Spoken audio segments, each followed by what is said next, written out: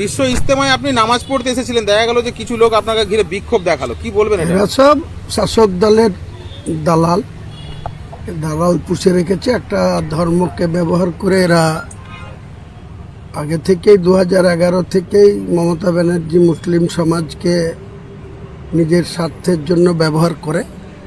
আজকে একটা দৃষ্টান্ত পাওয়া গেল, যেখানকার ধনেখালির যে এমএলএ বিধায়িকা অসীমা পাত্র, তার কিছু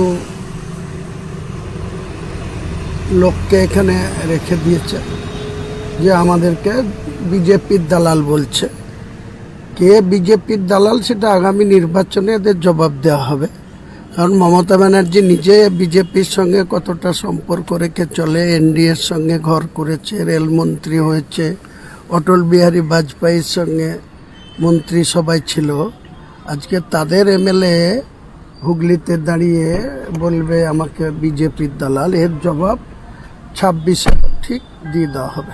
কোথাও কি তৃণমূল ভয় পাচ্ছে আপনাকে? নিশ্চয়ই ভয় পাচ্ছে, তা নাহলে একটা বিশ্ব ইজতেমা, মুসলমান সমাজের এত বড় একটা অনুষ্ঠান, যেখানে 6 মাস আগে থেকে এখানে সমস্ত ট্রেন্ড তৈরি হচ্ছে, ক্যান্টিন আছে গোটা রাজ্যের বিভিন্ন জেলার।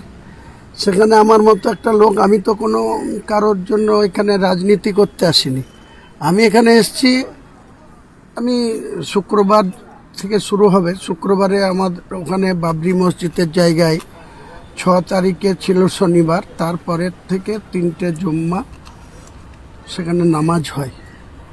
আমি সেই 3টে জুম্মাতে অ্যাটেন্ড করেছি, আবার 4র্থ জুম্মাতেও সামনে শুক্রবার 2 তারিখে অ্যাটেন্ড করব। তো স্বাভাবিকভাবেই আমি আজকে বুধবার 31 তারিখে, আমার কাছে আগে থেকে খবর ছিল যে 1 তারিখ বা 2 তারিখ থেকে কোনো গাড়ি ওখানে প্রবেশ করতে দেবে না। তো আমার পক্ষে তো 5 কিলোমিটার 7 কিলোমিটার